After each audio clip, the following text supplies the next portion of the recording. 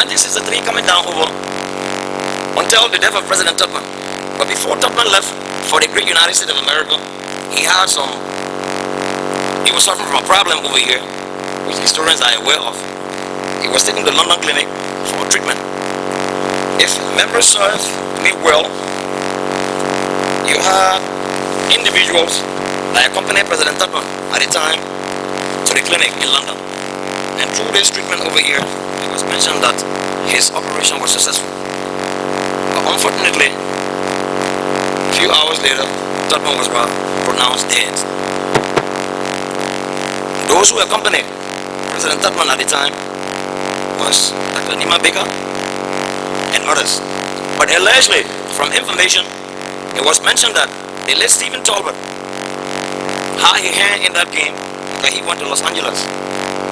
And whatever game that was played over there, Tubman was pronounced dead. They brought his body back over here to Monrovia with the notion, to be buried in Liberia. Right after the burial of President Tubman, it was time for the vice president to take over the leadership. And there came a tussle for this power over here between J. Rudolph Grams, Samuel Johnson, who was also in support of making sure that Talbot should not ascend to power. And this tussle went on, but before this could happen, the American ambassador in Liberia at the time, by the name of Samuel Z. Westerfield, who intercepted the communication after the death of Tubman, he decided to invite Cowboy Johnson, the Army Chief of Staff, to make sure to unseat President William R. Talbot. While going through that arrangement, the secret finally leaked, and McKinley A. Bishi and other hierarchy knew about it and how this operation was aborted. Talbot was immediately called from Belefana,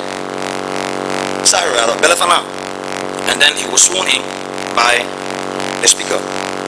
Immediately they were told to resign, to send in their letter of resignation, Mr. Johnson and J. Rudolph Graham, effective immediately.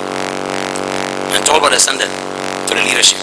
Just within that time, a party was thrown over in the interest of the late Samuel Z. Westerfield. Let me put it this way. He was invited, and through this party over here, the gentleman was poisoned. We heard a story that it was alligator god. Some said it was a substance. This is the photograph of Mr. Samuel Z. Westerfield. So after the death of Westerfield, the body was taken over to the United States. It took a time for the American government to determine actually what led to the death of Westerfield. During that time, President Talbot had already assumed the leadership. And Talbot went through the leadership for some times, but he ascended to power.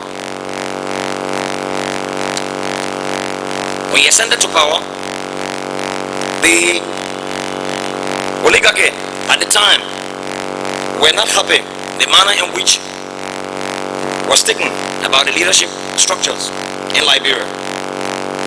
So while that was going on, the issue of the 1977 murder issue of the killing, the Boyo issue in Maryland took place.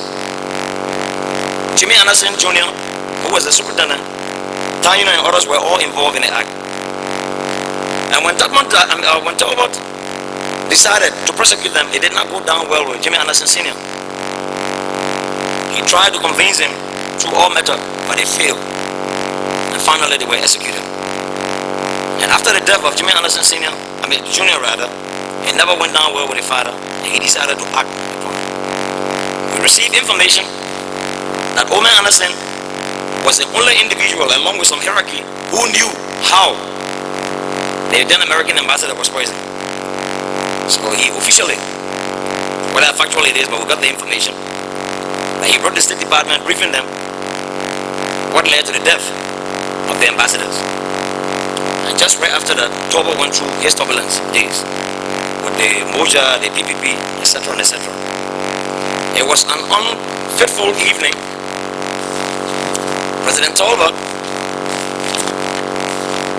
I asked a question over here, who killed President William R. Talbot Jr.? It was on the 10th April, an unidentified men arrived at the RIA on a plane they call Clipperjack DC-10 at 10:30 on a Friday night, and then they were taken from the terminal at the airport and to their respectful destination. Information gathered, it was European embassy official that got the individual from the airport, and they were placed in an American van and taken over.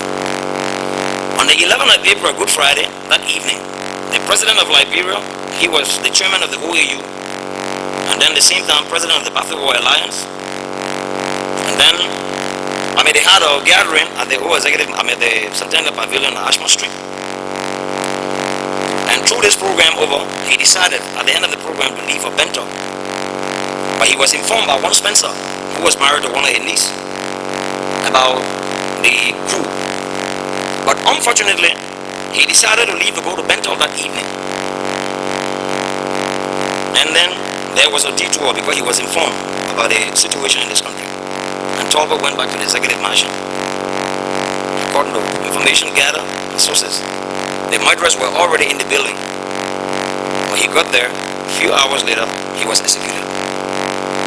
Unknown, as Mrs. Tolbert stated, it was white hands.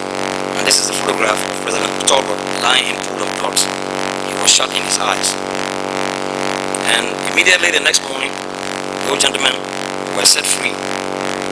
And then they took the decision to form the military government.